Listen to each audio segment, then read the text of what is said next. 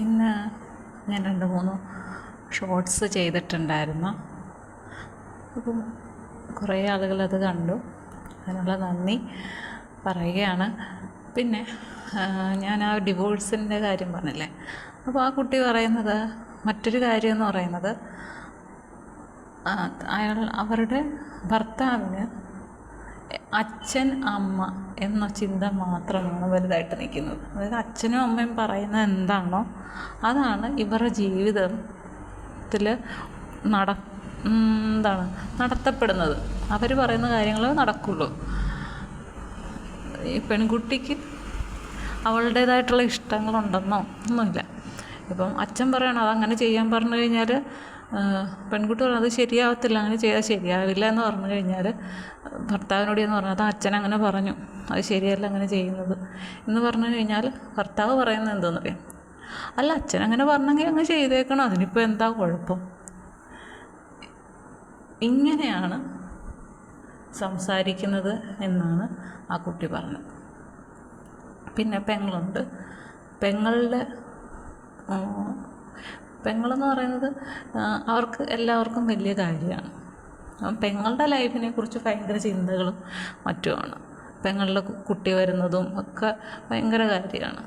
പക്ഷെ തൻ്റെ കുട്ടിയോട് അത്രമാത്രം ഒരു സ്നേഹം കാണിക്കാനായിട്ട് ശ്രമിക്കാറില്ല എന്നാണ് ആ കുട്ടി പറയുന്ന വേറൊരു കാര്യം. പിന്നീട് എന്തെങ്കിലുമൊക്കെ വിശേഷങ്ങൾ ഒക്കെ വന്നു കഴിഞ്ഞാൽ പെൺകുട്ടിയുടെ കൂടെ പോകാൻ ബുദ്ധിമുട്ടാണ്, വരാൻ താല്പര്യം കാണിക്കില്ല.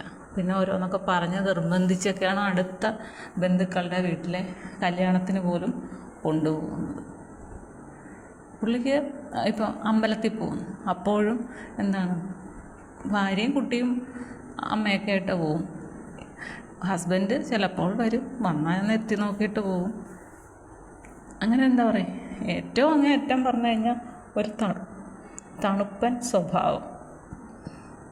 പുള്ളിയുടെ ജോലി ഉള്ള ദിവസം ജോലിക്ക് പോവുക, ജോലി ഇല്ലാത്ത ദിവസം TV കാണുക, അല്ലെങ്കിൽ ഉറങ്ങുക, അങ്ങനെയൊക്കെയുള്ള കാര്യങ്ങൾ മാത്രം. പുള്ളിയുടേതായിട്ടുള്ളൊരു ലോകത്ത് ജീവിക്കുന്ന ഒരു മനുഷ്യൻ, പുറമേയുള്ള ഒന്നിനെയും കുറിച്ചും ചിന്തിക്കാതെ തൻ്റെ ഇഷ്ടങ്ങളും ആഗ്രഹങ്ങൾക്കും അനുസരിച്ച് മാത്രം ജീവിക്കുന്ന ഒരാൾ. മാത്രമല്ല വിവാഹം കഴിച്ചു, ഒരുപാട് നേർച്ചയും വഴിപാടും എന്നൊക്കെ പറയത്തില്ലേ ഒക്കെ നടത്തിയിട്ടാണ് ആ കല്യാണം നടന്നത്. കാരണം ഇന്നത്തെ കാലത്തെ പെൺകുട്ടികളുടെ ചിന്താഗതിയും ഒക്കെ വളരെ വ്യത്യസ്തമാണ്. അപ്പോൾ അതുപോലൊരു പയ്യന് പെണ്ണ് കിട്ടാൻ ഭയങ്കര ബുദ്ധിമുട്ടായിരുന്നു. അങ്ങനെയാണ് ലാസ്റ്റ് ഈ പെൺകുട്ടിയെ കണ്ടെത്തുന്നത്. അപ്പം പ്രാർത്ഥനയും വഴിപാടും നടത്തി കല്യാണം കഴിഞ്ഞു, ഒരു കുഞ്ഞുമായി കഴിഞ്ഞിട്ടും അയാളുടെ ലോകത്തു നിന്നും വന്ന് ഇവർക്കൊപ്പം ചേരാനായിട്ടുള്ള മനസ്സ് കാണിക്കുന്നില്ല. അയാളുടെ ലോകം വിവാഹത്തിന് മുമ്പ് എന്തായിരുന്നു, അച്ഛൻ അമ്മ, ആ വീടിനകത്തുള്ള ജീവിതം. അതിപ്പോഴും അങ്ങനെ തന്നെ ചിന്തിക്കുകയാണ്. അല്ലാതെ തനിക്ക് ഒരു കുടുംബമായി, താനൊരു അച്ഛനാണ്, താനൊരു ഭർത്താവാണ്, തനിക്കൊരു മകനുണ്ട്, തൻ്റെ അച്ഛനും അമ്മയ്ക്കും ഞങ്ങൾ 2 മക്കളും എങ്ങനെയാണോ അതേപോലെ തന്നെ ഒരു കുടുംബമായി എനിക്കും എന്ന് ചിന്തിക്കാനുള്ള വിവേകം അയാൾക്ക് ഇല്ല.